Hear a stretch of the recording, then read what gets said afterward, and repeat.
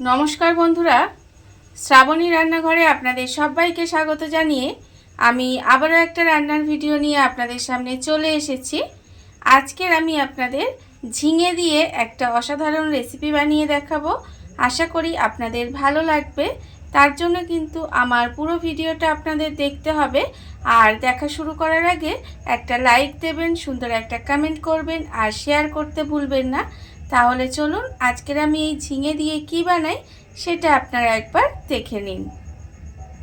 রান্নাটা করার জন্য প্রথমে আমি এখানে দেখুন গ্যাসটা অন করে একটা কড়া বসিয়ে দিয়েছি। এইবারে আমি কড়ার মধ্যে দিয়ে দেব সর্ষের তেল। এখানে কিন্তু আমি রান্নাটা সর্ষের তেলেই করব, আর আপনারাও চেষ্টা করবেন সর্ষের তেলেই করার, কারণ এই রান্নাটা সর্ষের তেলেই হয় এবং সর্ষের তেলে করলেই খেতে ভালো লাগে। দেখুন এবারে তেলটা কড়াই দিয়ে দিলাম। এখানে আমি প্রায় 2 চামচের মতো তেল দিয়েছি। তেলটা আমার যতক্ষণে গরম হবে, আর আমি প্রতিদিনের মতো একটাই কথা বলবো যে প্লিজ আমার ভিডিওটা আপনারা টেনে টেনে দেখবেন না, পুরো ভিডিওটা দেখুন, আশা করি আপনাদের ভালোই লাগবে। দেখুন তেলটা কিন্তু আমার এখানে গরম হয়ে গেছে।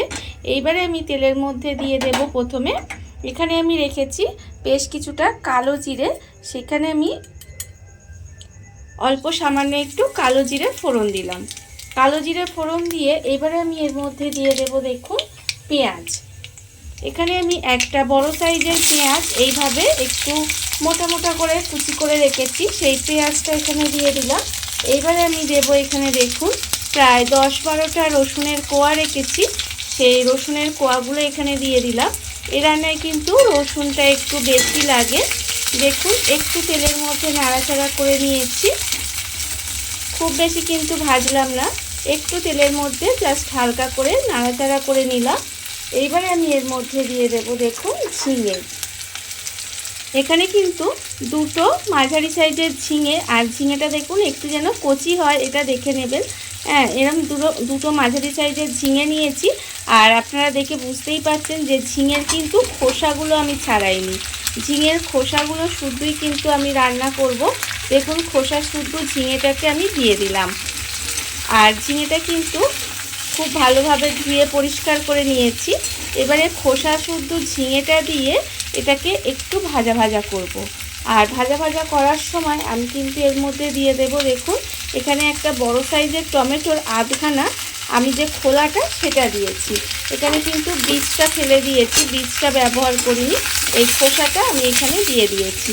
এবারে গ্যাসটা কিন্তু লোতে দেওয়া যাবে না, এরকম হাই টু মিডিয়ামে রেখেই এটা একটু ভেজে নিতে হবে।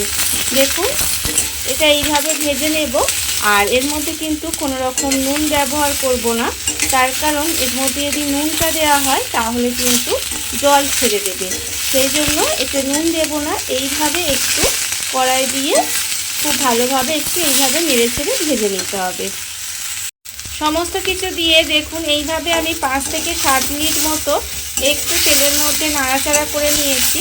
এর ফলে দেখুন এটা কিন্তু অনেকটাই ভাজা ভাজা হয়ে এসছে। এবারে আমি এর মধ্যে দিয়ে দেব কাঁচা লঙ্কা। এখানে আমি 5টা কাঁচা লঙ্কা রেখেছি, সেই কাঁচা লঙ্কাটা আমি এখানে দিয়ে দিলাম। দিয়ে কাঁচা লঙ্কাটার সঙ্গেও কিন্তু আবারও 2 থেকে 3 মিনিট মতো এইভাবে একটু ভাজা ভাজা করে নিতে হবে, যাতে এটা একটু ভাজা ভাজা হয়ে যায় সেটা দেখতে হবে। দিয়ে এইভাবে কিন্তু একটু ভাজা ভাজা করে নিতে হবে। আর এটা আপনারা কতটা ঝাল খাবেন সেটা বুঝে কিন্তু কাঁচা লঙ্কাটা ব্যবহার করবেন। আমি এখানে 5টা কাঁচা লঙ্কা ব্যবহার করেছি, আপনারা যদি বেশি ঝাল খান বেশি দিতে পারেন, আর যদি কম ঝাল খান তাহলে কম দিতে পারেন। দেখুন আর এইটাই রান্নাটা কিন্তু একটু ঝাল ঝালই খেতে ভালো লাগে। এবারে আবারও কিন্তু একটু নেড়ে ছেড়ে ভেজে নেব। সব কিছু দেখুন আমার কিন্তু এখানে ভাজা ভাজা মতো হয়ে গেছে। এইবারে আমি একটা আলাদা জায়গায় ঢেলে নেব, আর ঢেলে নিয়ে কিন্তু এটাকে একটু ঠান্ডা করে নিতে হবে। ঝিঙেটা আমি এখানে দেখুন একটা প্লেটের মধ্যে ঢেলে নিয়েছি। ঢেলে এটা কিন্তু আমি খুব ভালোভাবে ঠান্ডা করে নিয়েছি, আর এটা কিন্তু ঠান্ডা করে নিতে হবে। এইবারে দেখুন একটা মিক্সিং জার নিয়ে নিয়েছি। মিক্সিং জারের মধ্যে কিন্তু এই সমস্ত জিনিসগুলো দিয়ে দেব।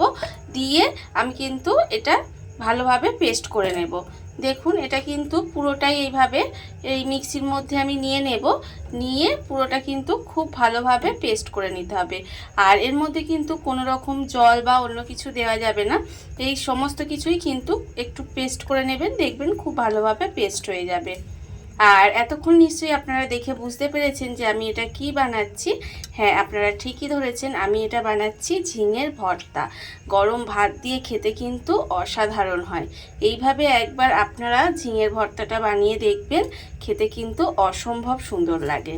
দেখুন আমি কিন্তু সব কিছু মিক্সির মধ্যে নিয়ে নিয়েছি, নিয়ে এবার এটাকে খুব সুন্দরভাবে ভালো করে পেস্ট করে নিতে হবে। আমি এখানে এটা মিক্সিতে করছি, আপনারা চাইলে কিন্তু শিলেও বেটে নিতে পারেন, তবে মিক্সির থেকে আপনারা যদি শিলে বেটে করেন এটা, তাহলে কিন্তু এটা খেতে বেশি ভালো হবে। দেখুন আমি কিন্তু সমস্তটা নিয়ে নিয়েছি, এবারে এটাকে খুব ভালোভাবে পেস্ট করে নেব। সমস্ত কিছু আমি এখানে দেখুন মিক্সির মধ্যে দিয়ে খুব ভালোভাবে পেস্ট করে নিয়েছি। পেস্টটা কিন্তু একদম ভালোভাবে পেস্ট করে নিতে হবে। দেখুন পেস্টটা আমার এখানে হয়ে গেছে। আর অন্যদিকে দেখুন আবারও কিন্তু গ্যাসটা অন করে কড়াটা বসিয়ে দিয়েছি। এবারে আমি কড়ার মধ্যে আবারও কিন্তু বেশ কিছুটা সর্ষের তেল দেব। দেখুন এখানে কিন্তু আবারও প্রায় 2 চামচের মতো আমি এখানে সর্ষের তেল দিলাম। এবারে তেলটাকে আবারও কিন্তু একটু গরম হতে দিতে হবে। তেলটা যখন দেখবেন গরম হয়ে গেছে, দেখুন তেলটা কিন্তু এখানে প্রায় গরম হয়ে গেছে। এবারে আমি তেলের মধ্যে দিয়ে দেব, এখানে আমি রেখেছি একটা শুকনো লঙ্কা, সেটা মাঝখান থেকে এইভাবে অর্ধেক করে রেখেছি, সেই শুকনো লঙ্কাটা আমি এখানে দিয়ে দিলাম। এবারে আমি এর মধ্যে দেব দেখুন অল্প সামান্য একটু আবারও কিন্তু কালো জিরে ফোড়ন দেব। দেখুন অল্প একটু কালো জিরে আর শুকনো লঙ্কা ফোড়ন দিলাম, দিয়ে খুব ভালোভাবে কিন্তু এটা একটু ভেজে নিতে হবে। এটা কিন্তু খুব ভালোভাবে একটু ভেজে নিতে হবে। দেখুন ভাজা হয়ে গেলে সুন্দর একটা যখন গন্ধ বেরোবে, তখন বুঝবেন এটা কিন্তু সুন্দরভাবে ভাজা হয়ে গেছে।